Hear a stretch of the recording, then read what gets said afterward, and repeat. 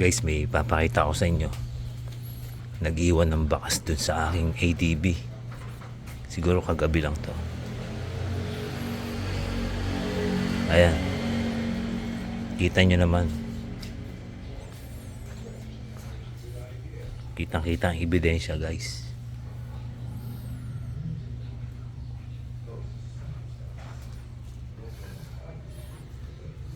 So ngayon, papalitan natin siya ng bagong upuan. Dyan. So ngayon guys, papalitan natin siya ng upuan para hindi na siya akyatan. And guys, yung ating upuan, flat seat. Ngayon, buksan natin guys.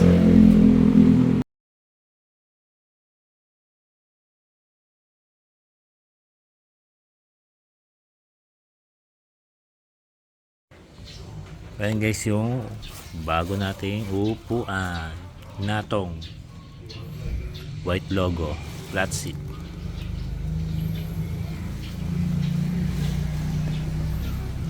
Ano lang siya guys, matte. Hindi siya carbonized or yung isang tela na carbon. Matte lang siya. Yung likod niya, ayan.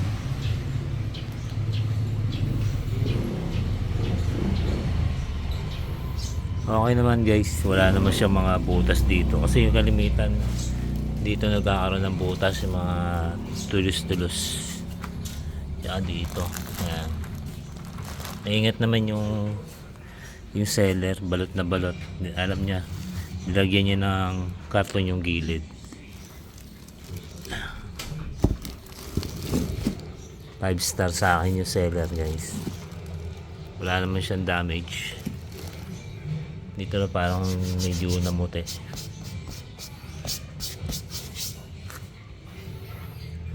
So tara guys, kabit na natin sa ADB natin. So bago natin tanggalin tong stock seat guys, pakita ko sa inyo gaano kalapat yung paa ko sa semento guys, para makita nyo kung ano difference. Yeah.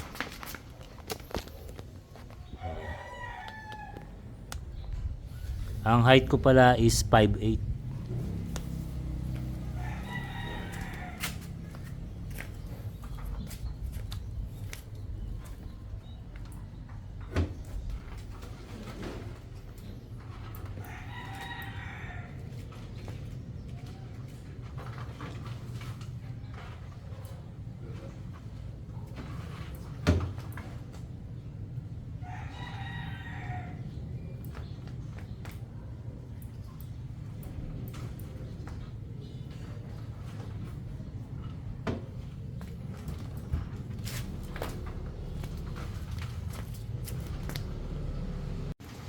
So yun guys, nakita nyo yung aking paa sa semento is hindi siya ganun kalapat. Yung lapat na lapat, medyo konti na lang yung nakalapat sa paa ko, then diretso pa yung tuhod ko. So mamaya makikita yung difference pag nakakabit na yung flat seat natin. Buksan natin yung upuan.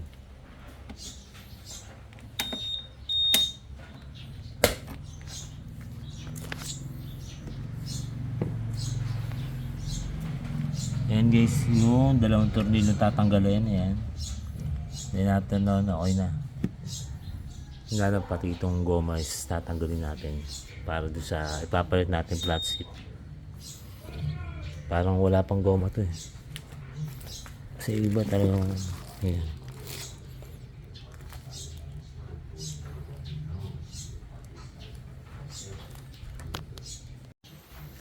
So ito lang yung dalawang bolt na tatanggalin. Ayan.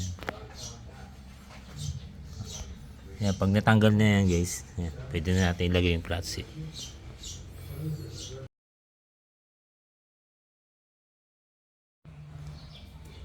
So ngayon guys, ito na yung papalit natin.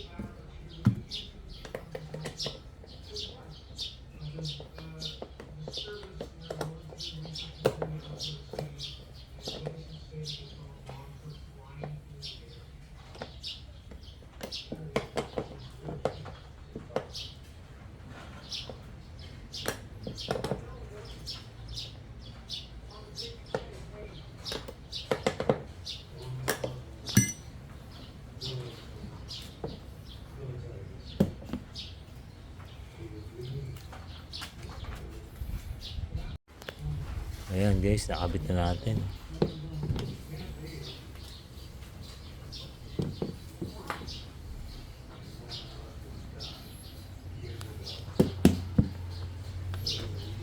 Lock natin. Ayaw mag-lock. Ayun.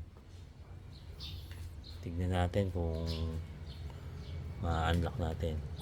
Ayun. Ayos.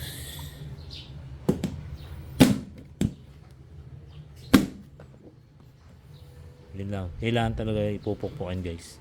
Kasi hindi naman to talaga original yung plastic niya sa ilalim. Kaya iba. Tsaka wala pa yung goma. Yung goma na nasa stock.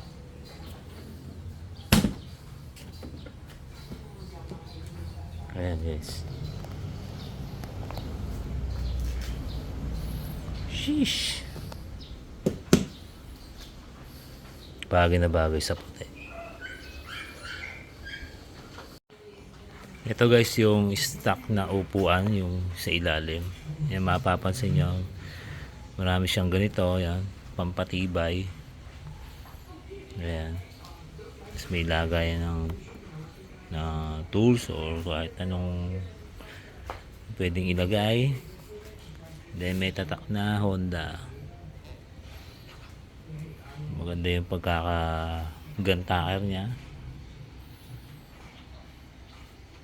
Malinis yung kanya. Unlike dito sa ayan, sa Natong. Ayan, talagang malaki pagkakaiba. Kasi ito, mga local naman. Talagang mga plastic yan. Pero all goods naman. Basta importante ito, naglalak siya. Ayan. Then doon sa tornilyohan niya, dapat matibay kahit nahigpitan mo na sobra, hindi iikot.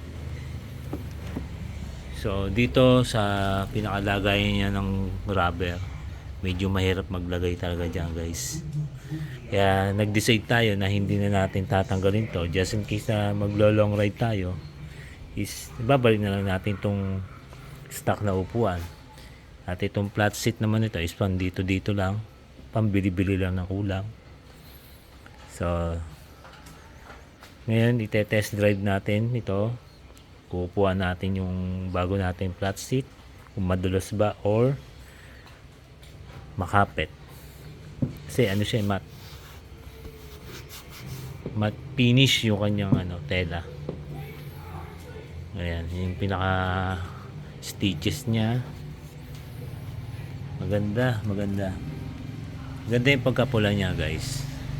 Hindi naman siya, although hindi naman siya pulang-pula.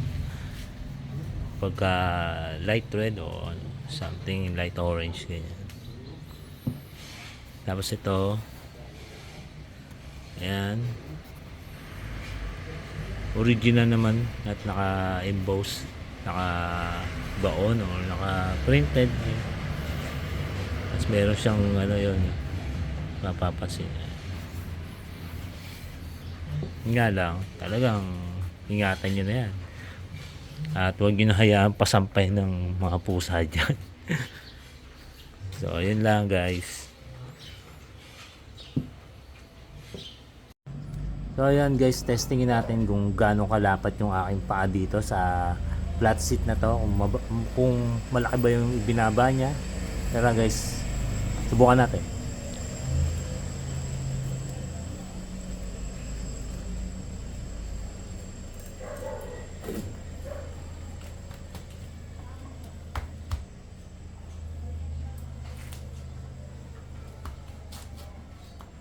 Lapat na lapat guys, oh. Naka-bend pa tong tuhod ko.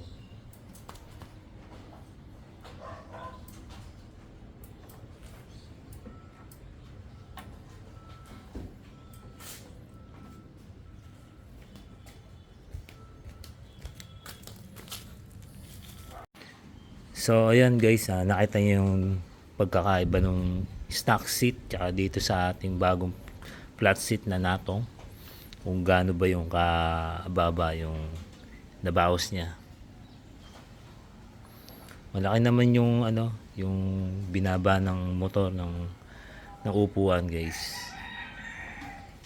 Ayan po yung mga alaga natin.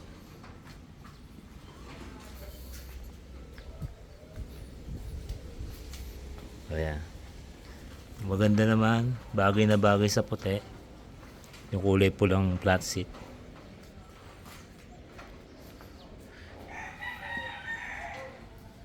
So ayun lang guys.